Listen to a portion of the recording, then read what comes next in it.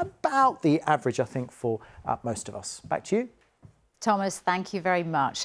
And that's all from us. Now on BBC One, it's time for the news where you are. Good night. Thank you very much, Tina. Hello there, and welcome to Tuesday's BBC Channel Islands. I'm Charlie.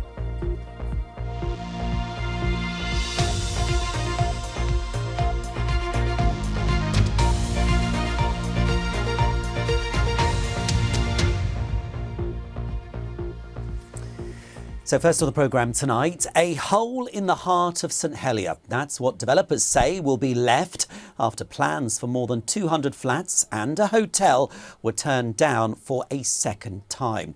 The Assistant Minister for the Environment ruled the higher than allowed 6-storey building on Broad Street would swamp the local area. But it's a decision that's drawn fierce criticism, including from her Chief Minister. Omar Ibrahim has been gauging reaction. This is the view islanders may have to put up with for some time. It's a far cry from the vision of the developer. It will become a vibrant place to visit, stay, eat, drink and shop.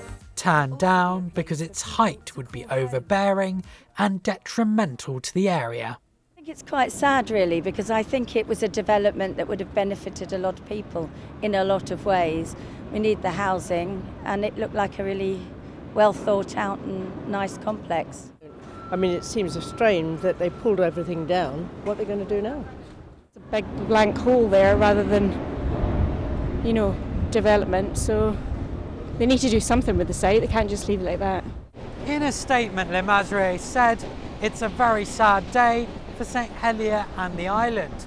They added that their £120 million investment would have addressed the chronic housing shortfall without damaging the countryside, and plans for a new hotel would have given tourism a much needed boost. They pointed the finger of blame at the planning process, saying it's fundamentally broken. Le Masrier say it's already invested millions of pounds to get to this stage and has no desire to spend more money on new plans, warning a scar will be left in the heart of St Helier.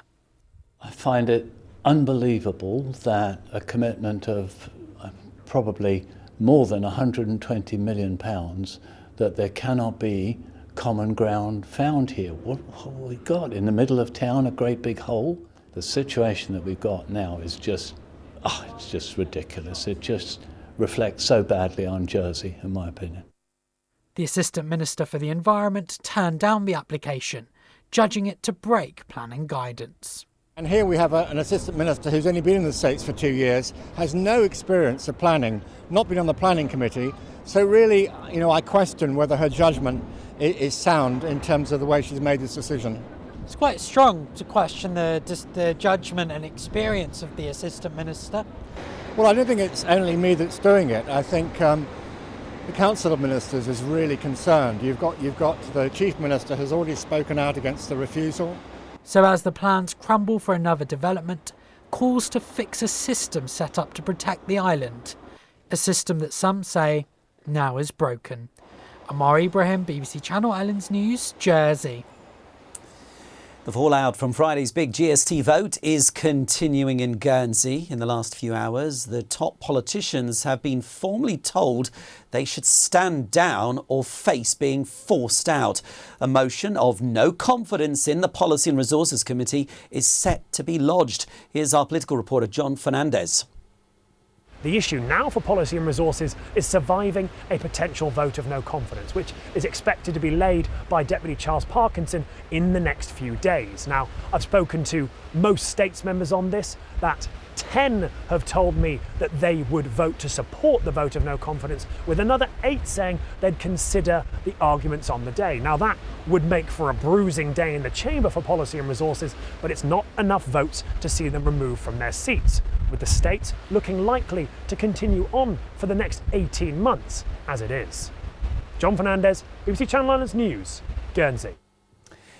Staying in Guernsey, and the rate at which prices are rising in the island has slowed a little. The latest figures show the cost of living rose by 7% over the past year. The state's data shows inflation has been largely driven by food and housing costs, which are still rising sharply, leaving many people still feeling the pinch. All the powers are going up, the electricity, and it's a bad time. It's rising terribly, and I feel really, really sorry for everybody, and I don't think people realise the cost of living here is so much. Not just the energy costs, but everything, like food, like everything's just becoming so much more. So it's kind of, where do you cut back? Probably holidays and things like that will have to be in the future. We're spending more on heating the house now and things like that. I don't know how people on lower wages will cope. So do you eat out and you think, oh, that's a good buy? And you go home and think, oh, I've got these goods to cook. How much did it cost me to cook it? Officials say work to improve road safety in the Jersey countryside parish of Trinity will start at the end of the month. The government is reducing the speed limit on a number of roads and installing a pedestrian crossing on the main road. The minister watered down the original plans after residents pushed back against some traffic calming measures.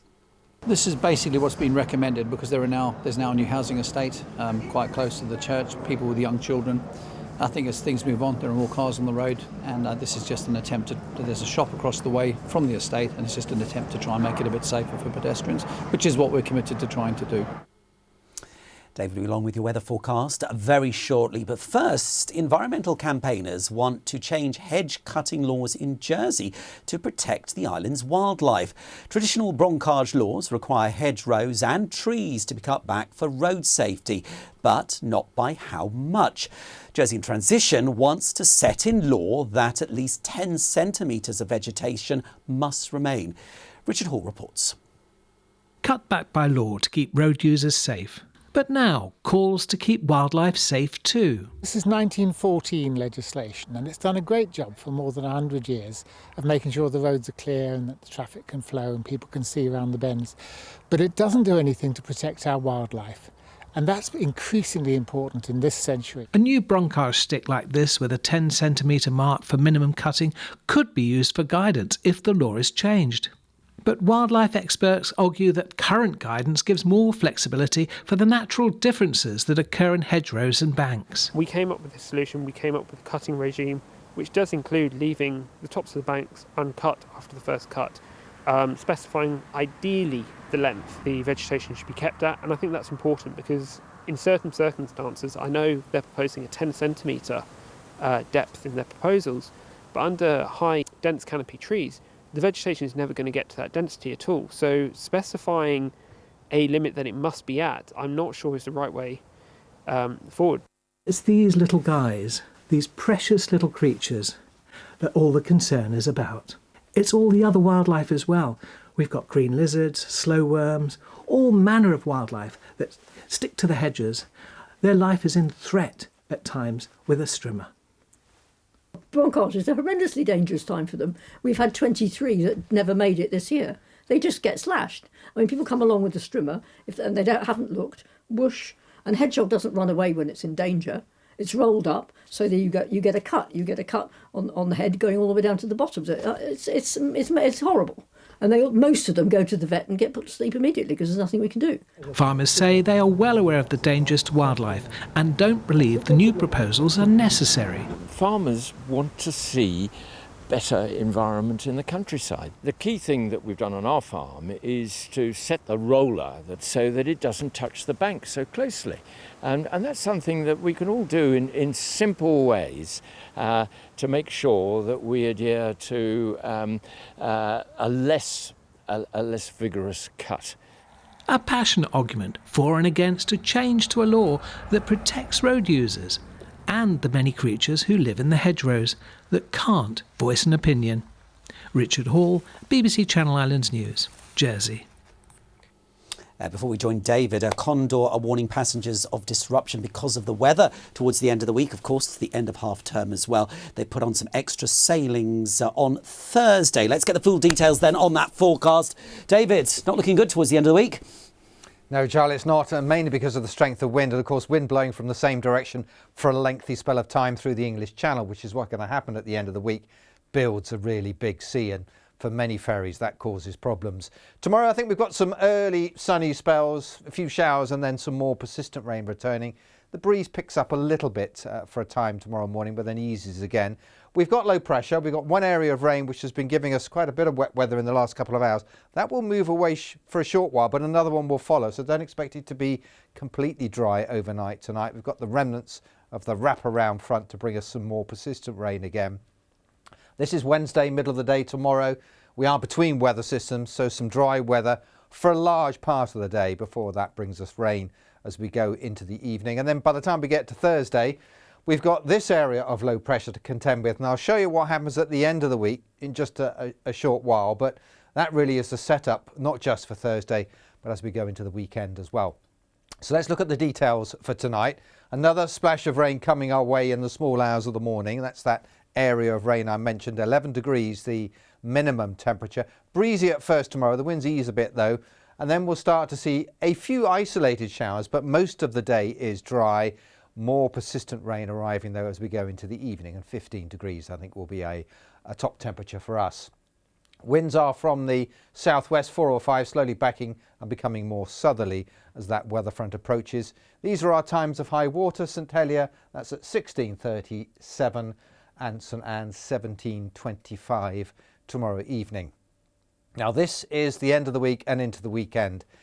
It is going to be windy, and through Saturday and Sunday we're going to see this area of low pressure dominate our weather pattern. Consistently strong southwest winds from Thursday all the way through to the end of the weekend is going to build a very big sea, not just out in the Atlantic but through the Channel as well. So we've got windy conditions. There'll be plenty of showers dotted around as well, and those will come along quite frequently with those strong southwesters. Charlie. Yeah, not the best week. Thank you very much, David. And that is your lot for the time being. Don't forget, for the very latest, check out the BBC News website and follow your links to your local page. And then I'll be back a little bit later on this evening at 10:30. Hope you can join me and the team then. Bye-bye.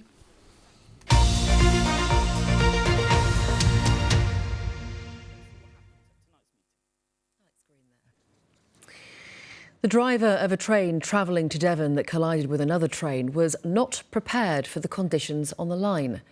Rail crash investigators have